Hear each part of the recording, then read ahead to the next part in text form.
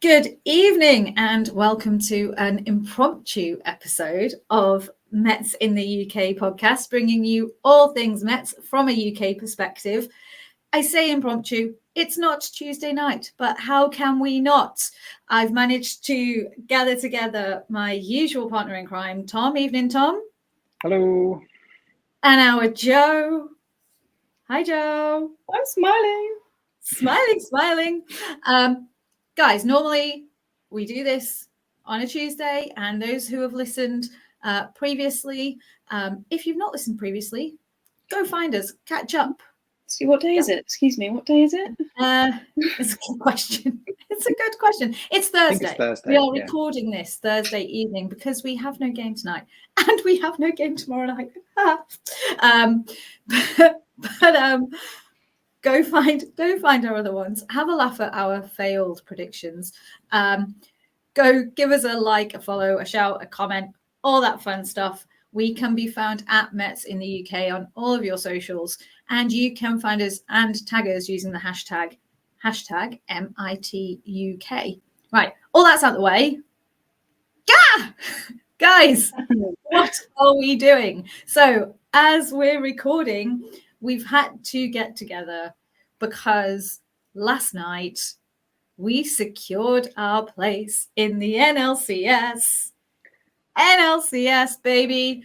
It's coming Sunday night. We'll come back to that, I'm sure. Who can? We're there. We are the first of the teams to book our slot in the championship series. We beat the Phillies. We beat them at our place in our yard in front of our fans. We had our champagne celebration at Citi Field for the first time.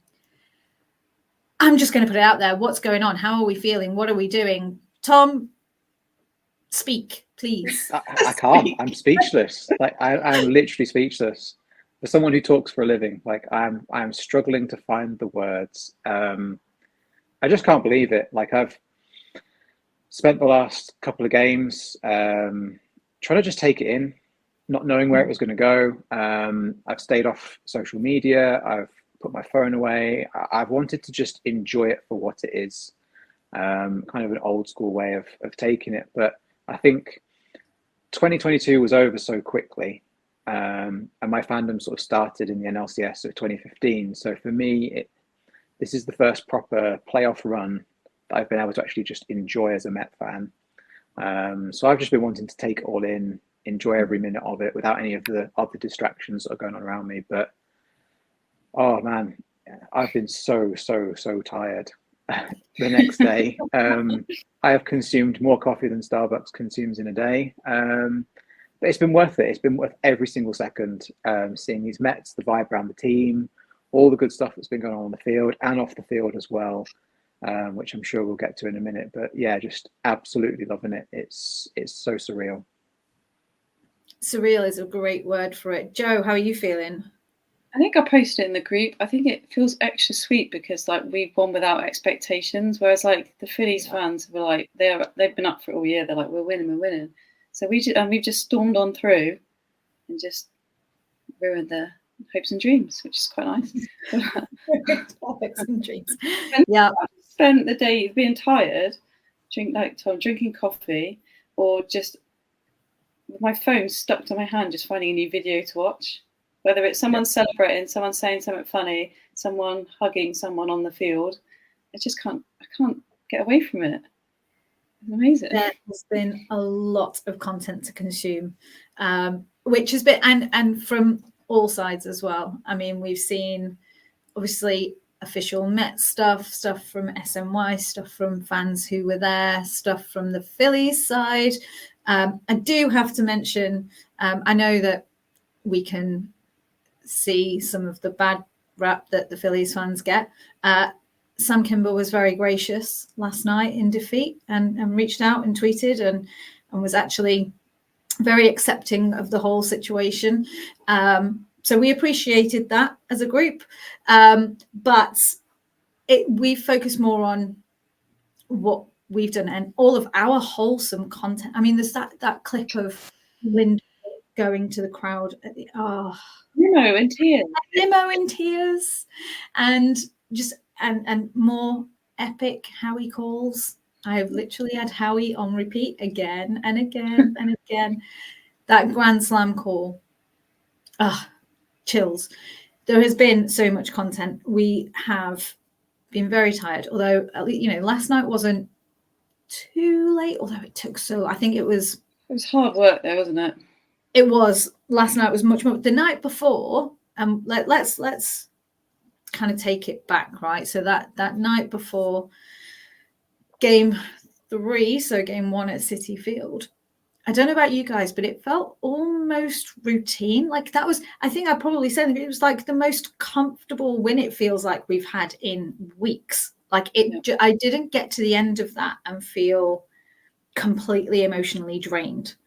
I got to the end of that and I was yawning. I was tired, but I didn't feel absolutely exhausted from it.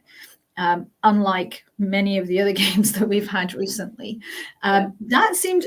it seemed really comfortable. It helped that Manaya was just a stud and just absolutely dominated. He got himself into trouble a couple of times, got out, saved our bullpen. I mean, how comfortable were you guys feeling during that game? Let's refer to it properly, game 3. Well, I had a few pints of Guinness on a works conference, so that helped actually. And a lot of my work colleagues have had a few drinks, but I think I've converted a good few people because by the end they were all watching with me. I had my phone on the bar, and it was getting to 1 o'clock, and they were into it. So, and it thankfully that had a bit of everything that game, didn't it? It had good pitching, lots of hits, a few mistakes, but it was like a big package of like if you watch some of the baseball game, it was quite a good one. Quite entertaining, not too stressful. So yeah, but I think the alcohol may have helped calm my nerves slightly. A little bit. Yeah, I think for me as well, like the ease of it. The Mets definitely fed off the crowd. The atmosphere at Citi Field was just ridiculous. I think any one of us, Mets and UK guys, would have given our right arm to have been there. It would have been absolutely incredible. It looked incredible. The people I've spoken to that were there for that first game just said it was just something else, likening it back to the Shea days as well. And I think clearly that's helped push them on in the first game. And I think towards the end of that game, you could kind of see the mood on the Phillies players had switched a bit, and they were kind of not giving up, but they looked very under a deflated. lot of pressure, weren't they? And turned the pressure up. I think they just looked like they didn't have an answer, and I think they didn't look like they had a clear direction. And it was It was so lovely to see, like the fact that. I mean, yes, it's lovely to see the Phillies fail. It always is, but it was lovely to see the Mets just come out and so confidently and calmly go about their business, like they belonged. Mm-hmm. Yeah. Definitely. Yeah, I think comfortable. Yeah, comfortable's good. It was quite refreshing, and like you said, everyone was just doing their job. They were just there and just doing their job, and they didn't seem fazed by the occasion. They didn't seem overwhelmed at all. Whereas, like you said, Joe, Phillies, you could see they were feeling that pressure, like everything. And I heard talk yesterday of, how even Bryce Harper is putting an awful lot of pressure on himself. And you can see that it makes a difference. Whereas I think it comes back to the whole lack of expectation thing, right? We had no expectations. There's no expectations on that team, and they are just literally riding a wave. It doesn't feel like this is what they have to do. It feels like this is what they're meant to do. This is going to happen. It doesn't matter what they do, as long as they keep plugging away, it's going to happen for them. And I think that mentality is complete, and that's what makes this year different to 2015, in my opinion. Yeah. 2015, albeit we took the usual roller coaster route to get there. Once we were there, it felt like we needed to do something with it. It felt like on the one hand, we were playing with house money, but that almost made it feel like we had to make something of that. It was quite different. It was a real contrast. Completely different. And I love the 2015 team. I love them. But I think you can make a lot of similarities between our team this year and the Diamondbacks last year, with that sort of no pressure. They just kind of kept winning and kept going, and everyone was still writing them off right up until they made the World Series, and no one ever expected it. I think we're seeing that, with the Mets as well. Like even now, even though they've knocked out the Phillies, people are still writing them off, and that plays into their favor, I think. Yeah. We've got that psychological advantage, haven't we now? Like we said it before, like we're solid on the field, but we've also now got that thing. We're getting into people's heads. They know they can go ahead 2 runs, 3 runs, but they know if we've still got innings left, then we're coming back, and that's massive. To the last out. Yeah, that's what you say. That's what you say. Yeah, right. And so we had that comfortable win. But it still didn't feel like yesterday was going to be comfortable. I think we all had a level of confidence because we felt because of how defeated the Phillies looked and seemed the night before, right? But then we expected them to come out fighting. They're fighting for their lives. They had Ranger Suarez on the mound, who has had an excellent second half of the year. Not so good first half. Excellent second half of the year. So he was always going to be tricky. You never quite know. Again, all of our starting pitchers have been off the charts lately. But of all of them, Quintana and McGill are the ones that you're never quite sure. It's a little bit harder to watch, isn't it? Because it's a bit of a slower process and it's a bit more stressful. So we had Quintana coming up against Suarez. They had everything to play for. We had one in our pocket. We had our home crowd against us. So you never quite knew what was going to happen yesterday. And I guess a lot of people, I followed Tom's suit very early on in the game yesterday and came off social media because the second that we went that one run down. There's only one? Come on, we can do more than one. What inning was that as well? What inning was that? Oh, it was really early. I think wasn't it like third or something? Yep. It was super early. And it was same old Mets. We're going to throw it away. We need to get over that, right? Don't we? Well, exactly. We're not the same old Mets. Look at these boys. And it was not a very nice place to be last night on social media once we've gone that one run down. However, we had the sanctity of our group chat, which is always a source of fun and inspiration. So we were able to keep each other sane in there. And then, of course, Grand Slam.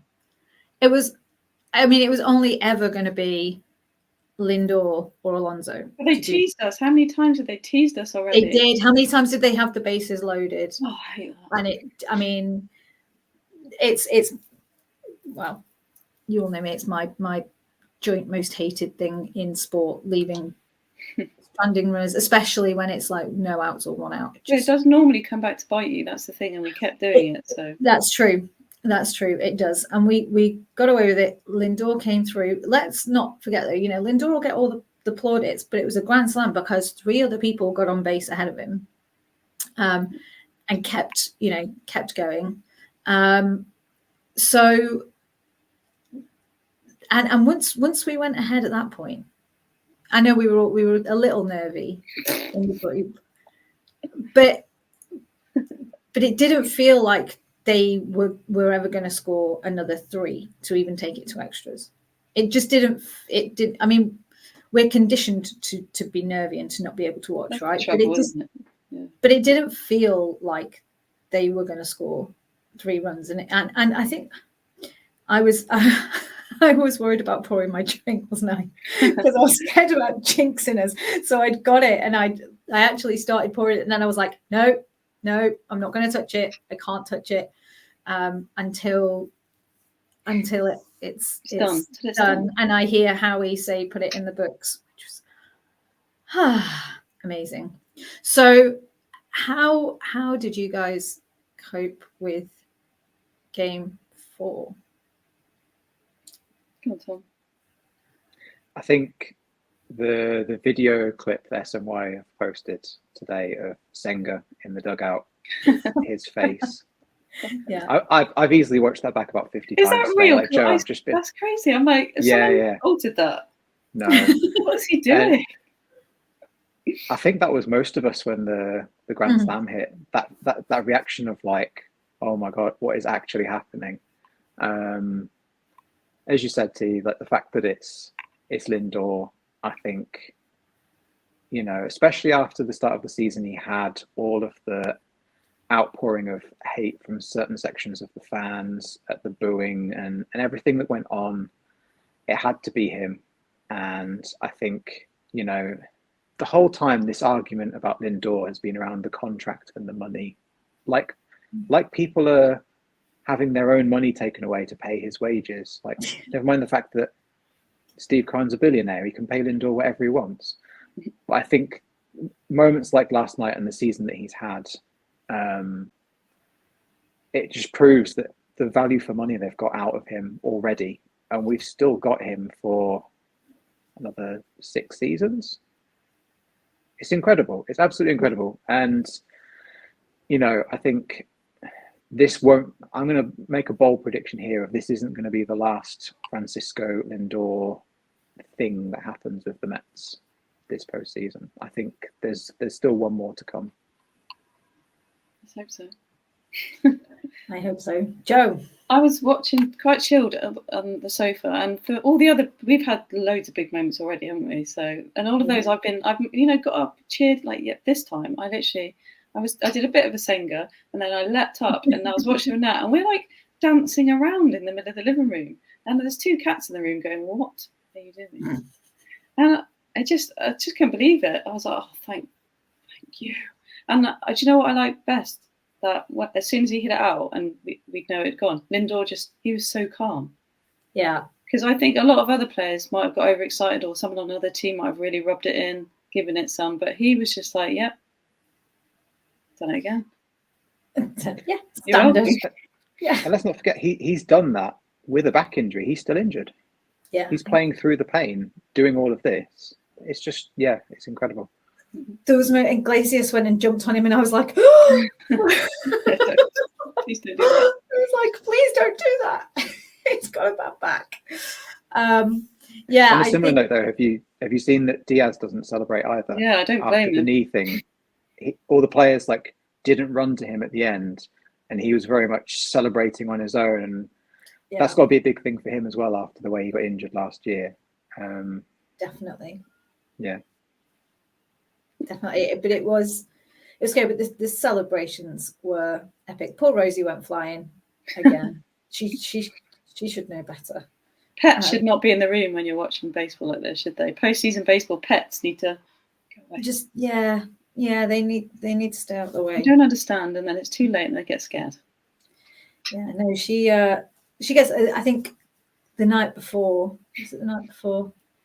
Which night was it? Where I was like, she'd gone flying a couple of times, and then she kind of like tentatively then lay on my arm. She was like, "Is this safe?" I'm not sure. This is the Mets. Nothing is safe. Nothing is safe. Nothing is safe. We don't know.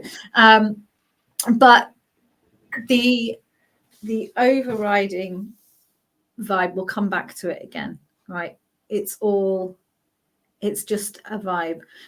We mentioned before we came on about our Jesse. Our Jesse. How good does that sound? To say that he is ours. Winker, I mean, what can we say about the guy? Really? Without getting in trouble. Yeah. I mean, we've got to keep it PC because Spotify don't like swearing. But those of you that know the football phrase, he is a beep house. He's the kind of person that you love to have on your team, but hate to see on another team. And I think for me, he, not for what he's done on the field, but what he's brought to the Mets and the spark that he's ignited, it's similar to when they signed Cespedes in 2015. Again, not for his on-the-field stats. I'm not comparing him there, but I think that lift that it's given the team, it's comparable to that. For me, just when he hit that home run in Game 3 and just watched it and watched it, and the ball was already like, it'd been on the ground for about 2 seconds before he even started running. That's the kind of stuff that you just need, that little psychological edge to get in the opponent's heads. He's messed with the Phillies from day one, hasn't he? He had got right in their heads. And that's what we need. We've needed that gritty he's so right for New York. He's got that grittiness to him and an edge. And, you know, I think the Mets have lacked that at times. And it's nice that he's brought that to the team. Clearly, he is loving being a New York Met as well. I think the comments he made about how happy he is to be here and how welcome everyone's made him feel, I think if that's not an endorsement for free agents in the off season, I don't know what is. He just spoke so positively about it. Do you know what the good contrast is with our team? We've got such a good bunch, so many different characters. So then we've got like Jesse Winker on one hand, and then we've got someone like Nimmo on the other, and it just works because we've got like Nimmo is just wholesome and pure, and then we've got Winker who's just an absolute bleep. So yeah, I think that's so cool. Yeah, it really, and you can tell that they've worked on making that chemistry work in the clubhouse, making sure that they are getting the right people in and out of there. I think that was, you know, we've mentioned 2022 a couple of times. I think that was a big part of the issue in 2022. The clubhouse was not right. They may well have had some results on the field, but you could tell there was stuff going on behind the scenes and it wasn't working. We didn't have, we've never had, in our experience, we've never had the vibe that we've got this time. I suspect 86 was probably something similar. I always say that I wish I was around to experience 86 because that just wild. It looks like the most fun season ever until this one. People who were around in 86, please let us know your thoughts on any kind of comparison between the two, because I've watched a lot of footage and a lot of documentaries and stuff from 86, and I genuinely wish I was there for that. That's a good shot. That would be interesting to know, wouldn't it? Yeah, and it kind of makes me feel like this is like the best vibe maybe since then. So it's not that we've not had a vibe before. It's not like we've not had good teams and good camaraderie and, you know, decent clubhouses. But it just feels like 2022 particularly was just a bit of an off year. Something wasn't right. And when we're talking about people passing comment and stuff, the statement, well, it wasn't a statement really, but the comment that Carlos Mendoza made about how he feels about the fans, how much he's loving it, how appreciative they are of the fans. It's just, we're all in it together, and we're, you know, 3,500 miles away, but we still feel part of it. Yeah. And we still feel acknowledged, and we still feel like we're in it and there. I mean, there's nothing quite like being there, as we all know. If I win the lottery this weekend, guys, we're going, okay? We're all going. Yeah. Absolutely. Same. A few million. Yeah, same. But can I just say on Mendoza, he's got to be manager of the year. To have pulled this turnaround off since the end of May in his first season as a manager, who else could you possibly give it to? He's getting a lot of respect from other managers. They're mentioning it too, aren't they? Yeah, and it's quite rightly. You just look at it and I can't think of. I mean, there might be other success stories sort of similar in the history of baseball, but I can't think of any where someone's come in their first year and made this much of an impact turnaround in the way that he has. It's incredible. And, you know, fair play to him. And I think, although we are giving Mendoza his roses here, like, credit to all the other staff as well, the rest of his team. You know, Hefner, the pitching coach, what's the name of the bench coach? He's a really experienced guy, isn't he?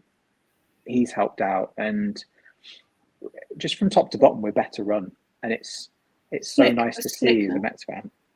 Like, and the thing with Hefner as well is, he's ridden some massive abuse at the start of the year. He was really getting it, and there was genuine talk of his position being, under the microscope. And he's come through, and he's clearly got that. I mean, that pitching staff as a group, I've not known one like it. And he spearheads that. I think that they've put together a very good, cohesive team. And I think the thing I like most about Mendoza is it doesn't matter whether we've been up or we've been down. He has just been, he's chilled, like, absolutely solid throughout.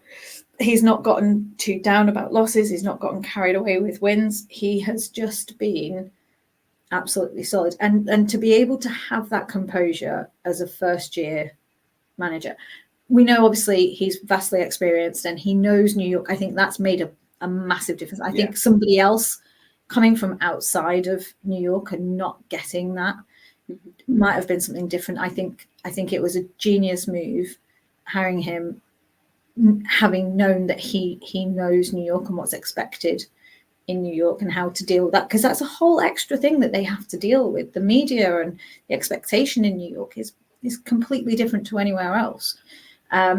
So yeah, massive kudos to Mendoza. And you're quite right, Tom. I think, manager of the year, I can't see anyone else.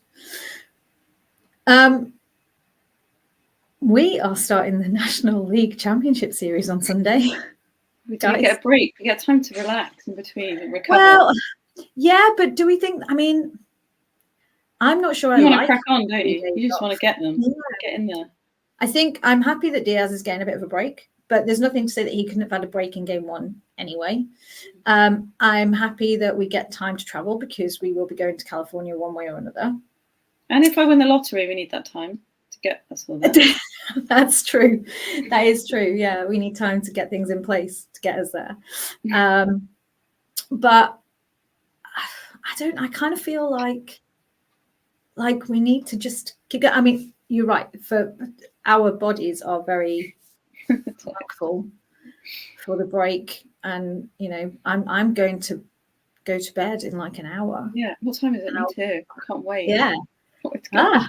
Wow. I mean, wow.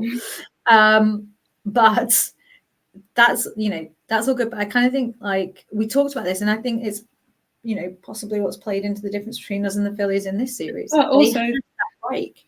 Padres and the Dodgers are going to be fighting out another game, so they're going to be tiring themselves out. Hopefully, it's like an extra innings, like draining. Yeah, exactly. Like boxing match. A massive bullpen use.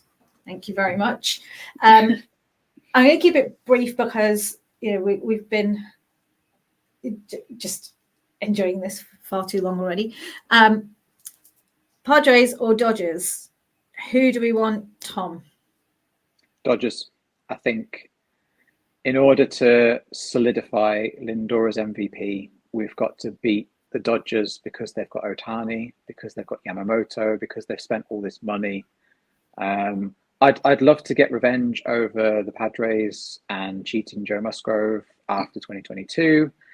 But I think you've got to beat the Dodgers in order to sort of solidify that claim. If I'm the Mets, I know they don't do it often, but kind of playing into Winker's kind of mindset, I'd intentionally walk Ohtani every at bat, just flat out, just straight intentionally walk him. Don't even let him have a bat, and just really get in their heads. And I think they'd implode because I think they're relying quite heavily on him to sort of get them through this. And yeah, I'd love to beat them. Joe? We're getting another Kevin Keegan going on. Joe? I'm going to say Dodgers too, actually.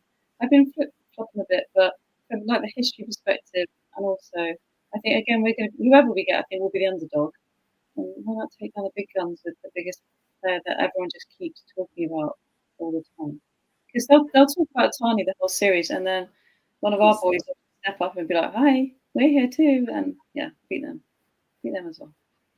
I love that thought. I want the Dodgers, but actually because I think that the Padres would be more difficult. I think, I mean, I fancy us, the way we are at the moment and our mentality, I fancy us against anyone. I don't care who we face right now. But I think the Dodgers, you have that opening trio, right? So you've got Ohtani and then Betts, who was out of this world last night, Freeman. But then they're weaker beyond that, whereas Padres, a bit like the Phillies in that sense. Exactly. They are just so they've got Tatis, but then beyond that, they are absolutely solid throughout. Like there's no real weak link. Also, I think the Padres pitching overall is probably a bit stronger as well. The Dodgers have had their problems pitching. So I would how the Dodgers won last night, and they won convincingly last night. I wasn't expecting it, but I was hopeful for it. And I'm hoping that they'll kind of fluke a win in game 5. I'd like us to face the Dodgers because I think that we can manage their top order. It's a known quantity, right? Whereas Padres, you've got to manage 1 to 9. Bring it on. But we'll take anyone exactly over a 7-game series. Thank you very much. Oh, 7. God, it's getting juicy now, isn't it? I know. And of course, we did touch on it briefly. It will be Sunday night, I would imagine, because it's the only game that day. So no Sunday baseball bliss for us, which I'm particularly disappointed about this Sunday because I was quite looking forward to that. But it's going to be, late night Sunday into Monday. But we don't care because we'll be there. We'll deal with it one way or another, won't we, guys? Of course we will. Of course we will. It's just, I can't say unbelievable because nothing is unbelievable with this team. It's amazing, is what it is. It's amazing. Yes. We have gone over what we would like to be, but it's just been a pleasure, as always, to have your company and to chat Mets and to get excited about what's to come. I'm not going to ask for predictions because we'll save that for Tuesday. Yep. But any final thoughts before we wrap up for tonight? OMG. Yeah. OMG. OMG, WTF, LFGM, all of them. All of the above. All of the acronyms. I think OMG is absolutely perfect. Guys, we will chat on Tuesday when hopefully we will be a couple of games up on Padres or the Dodgers. Let's go Mets. Let's go Mets.